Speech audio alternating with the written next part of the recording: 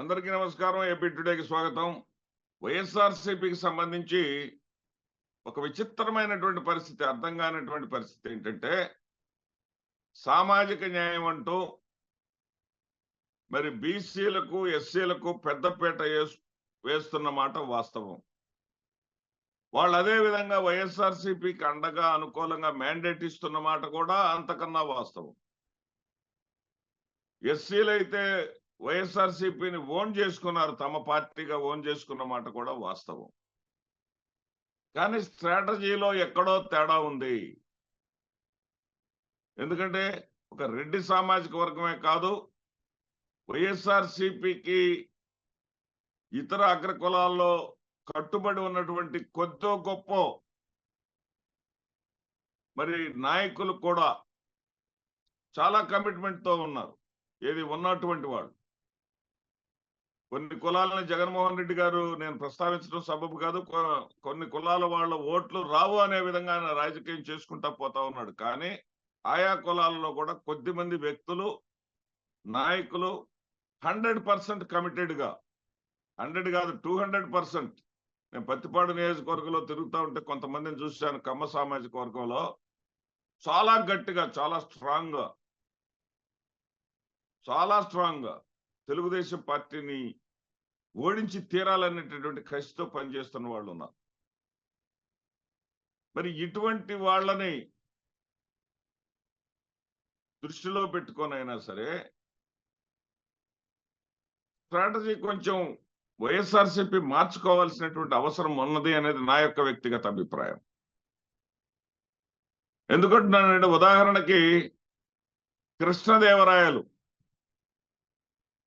వైఎస్ఆర్సీపీ వల్ల ఎంపీ అయ్యి వైఎస్ఆర్సీపీని ఎదిరించి తెలుగుదేశం పార్టీ తరఫున ఈ రోజున పోటీ చేస్తూ అన్ని అంగబలాల్ని మోహరించాడు.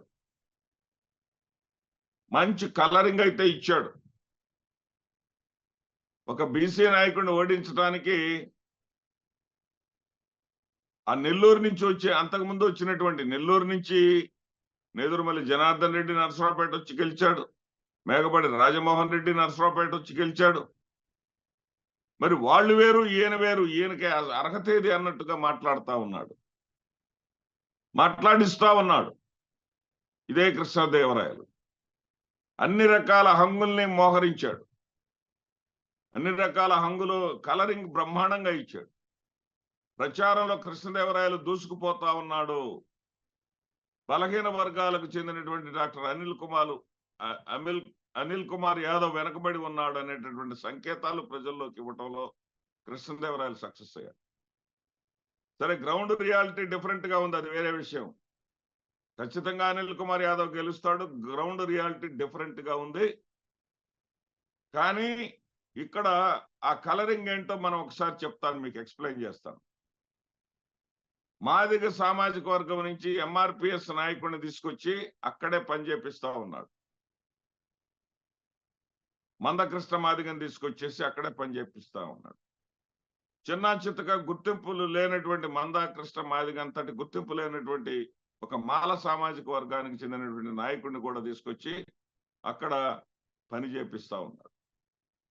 అదేవిధంగా అనిల్ కుమార్ యాదవ్ కులానికే చెందినటువంటి జంగా కృష్ణమూర్తిని చంద్రబాబుని బతిలాడి బామాళి, జంగా కృష్ణమూర్తికి అక్కడ అంత సీనియం లేదు, కానీ ఆ జంగా కృష్ణమూర్తిని తీసుకొచ్చి ఆ యాదవుల్లో తిప్పుతా ఉన్నాడు. ఈ రకంగా అతను అనేక రకాలైనటువంటి కలరింగ్ ఇస్తా ఉన్నాడు. వైశ్యుల్ని గురించి తిట్టారని చెప్పేసి ఎప్పుడో జరిగిన దాన్ని తీసుకొచ్చి దాన్ని ప్రస్తావన చేస్తా ఉన్నాడు. కమ్మ సామాజిక వర్గాన్ని అవమానాలు పాలు చేశాడని చెప్పేసి దాని గురించి ప్రస్తావన చేస్తా ఉన్నాడు. అయినా కానీ కేవీ లాంటి కొంతమంది నిబద్ధతతో ఉన్నటువంటి, తెలుగుదేశానికి వ్యతిరేకంగా ఉండేటటువంటి కాంగ్రెస్ తర్వాత వైసీపీలో పనిచేస్తున్నటువంటి వాళ్ళు కొందరు బలంగానే వైసీపీ కోసం పనిచేస్తున్నారు. ఇది వాస్తవం. మధ్యలో వచ్చిన వాళ్ళు మధ్యలోనే పోయారు. ఉన్నాం డాక్టర్ బ్యాచి మధ్యలో వచ్చారు, ఏదో పదవులు ఆశించి మధ్యలోనే వెళ్ళిపోయారు, అది వేరే సంగతి. కానీ మొదటి నుంచి కాంగ్రెస్ భావజాలంతో వైసీపీతో పనిచేస్తున్నటువంటి వాళ్ళందరూ కూడా వైసీపీతోనే ఉన్నారు. మరి ఇక్కడ ఆయన ఇస్తున్నటువంటి కలరింగ్ వైసీపీ ఎందుకు ఇవ్వలేకపోతుంది? వైసీపీ ఎక్కడో ఆర్ కృష్ణయ్యని ఎక్కడో రాష్ట్రాలకు అతీతంగా తెలుగువాడని, మరి బీసీలను ఉద్ధరించేవాడని, బీసీలకు ప్రతినిధి అని, మరి అతనికి రాజ్యసభ సీట్ ఇచ్చి సత్కరించింది కదా. అటువంటి వాళ్ళని తీసుకొచ్చి వాడుకోవాల్సినటువంటి అవసరం ఉందా లేదా? ఇక్కడ మందకృష్ణ మాదిగను మరి బీసీ సంకల్ప్ అంటే బీసీలు బ్యాక్ బోన్ గా ఉండాలి, వాళ్ళకి సంబంధించినటువంటి వాళ్ళకి ఏమి కావాలో వాటిని నువ్వే నిర్ణయించని చెప్పేసి చెప్పినటువంటి పదవినిచ్చినటువంటి చంగా కృష్ణమూర్తి వెళ్ళి ఆ బీసీల వైపు పనిచేస్తా ఉంటే, నువ్వు రాజ్యసభ సభ్యత్వం ఇచ్చినటువంటి ఆర్ కృష్ణ యాదవ్ వచ్చేసి పల్నాడులో తిరగడా? అంటే పదవులు ఇవ్వటం వరకేనా మీరు చేసేది? జగన్మోహన్ రెడ్డి గారు, మిమ్మల్ని సూటిగా ప్రశ్నిస్తున్నా. పదవులు ఇస్తే అయిపోయిందా? పదవి పొందిన వాళ్ళు వచ్చేసి ప్రజల్లో తిరిగి వైసీపీ కోసం పనిచేయాల్సినటువంటి అవసరం లేదా? ఒక్కసారి ఆలోచించండి అని చెప్తున్నా. ఏం పదవులు అనేవి అలంకారం కోసమా? ఆ పదవుల వెనకాల ఎంతమంది వైసీపీ కార్యకర్తల చెమట ఉన్నది, రక్తం ఉంది, వాళ్ళ శ్రమ ఉన్నది మీకు గుర్తుకు రాదా?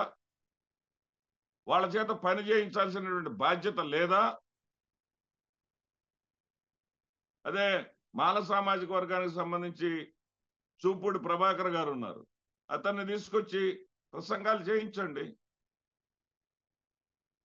అతనికి మీరు పదవులు ఇచ్చారు కదా. ఒక మాల సామాజిక వర్గానికి సంబంధించి రాష్ట్ర నాయకుడిగా, రాష్ట్ర అధ్యక్షుడిగా చేశారు కదా. అతన్ని తీసుకొచ్చి పల్నాడులో తిప్పించండి. ఎందుకు చేయరు ఈ పనులు? మీరు ఎప్పుడు మీకోసం కష్టపడేటటువంటి ఒక సామాజిక వర్గము లేదా మిగతా అగ్ర సామాజిక వర్గంలో ఉన్నటువంటి కట్టుబాటుతో పనిచేసే వాళ్ళు మాత్రమే పనిచేయాలా? మిగతా వాళ్ళ చేత మీరు పనులు చేయించరా? మరి రేపు అధికారంలోకి వచ్చిన తర్వాత మళ్ళీ ఆ వర్గాలకే మీరు పదవులు ఇస్తారు, వీళ్ళని వచ్చేసి పక్కన పెడతారు అనేటటువంటి సంకేతాలు ఇప్పటికే ఉన్నాయి.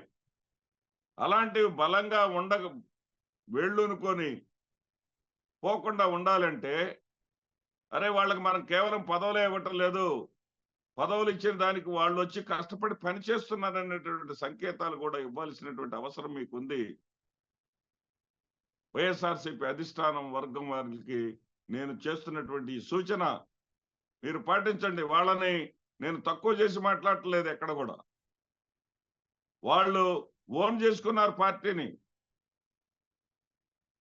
వాళ్ళదే పార్టీ అన్నట్టుగా ఉన్నారు, నేను కాదంటలా. కానీ నాయకులు, మీరు పదవులు ఇచ్చినటువంటి నాయకుల చేత పని చేయించండి. వాళ్ళు ఏసీ రూముల్లో కూర్చోవటం కాదు, వాళ్ళని రోడ్ల మీదకి నడపండి. నేనే కష్టపడతాను, నేనే చేసుకుంటానంటే కుదరదు. ఒక్కోసారి కలరింగ్, నాకు తెలిసి ఇప్పటికి నర్సరావుపేట పార్లమెంటు నియోజకవర్గం ఎన్నికల ప్రక్రియ ప్రారంభమైన రోజున 1,00,000 మెజారిటీతో కృష్ణదేవరాయలు ఓడిపోతాడు, అనిల్ కుమార్ యాదవ్ గెలిచి తీరుతాడు అనేటటువంటి సంకేతాలు కాస్త ఈ రోజున 30-35 వేలకు తగ్గిపోయింది మెజారిటీ. నాకు తెలిసిన విషయాలు చెప్తా ఉన్నా. ఖచ్చితంగా గెలుస్తాడు జాగ్రత్త పడితే. ఆ 35ని పెంచుకుంటా పోతారా? మరి ఇంకా ఒక 4-5 రోజులు టైం ఉంది. 4-5 రోజుల టైంలో వాళ్ళు పుంజుకుంటారా అనేది ఒక్కసారి వైఎస్ఆర్సీపీ అధిష్టానం ఆలోచనలు చేయాలా. మీరు ఎవరికైతే పదవులు ఇచ్చారో ఆ పదవులు ఇచ్చినటువంటి వాళ్ళనందరినీ పని చేయించాలా. వాళ్ళు ఒళ్ళు వంచాలి. పదవుల అలంకారం కోసం కాదు, ఏ పదవైతే ఏ పార్టీ ద్వారా వచ్చిందో ఆ పార్టీని కాపాడుకోవాల్సినటువంటి బాధ్యత ఆ పదవులు పొందినటువంటి వ్యక్తుల మీద కూడా ఉన్నదే అని చెప్పడం నా ఈ వీడియో యొక్క ఉద్దేశం. మిత్రులారా, నమస్తే.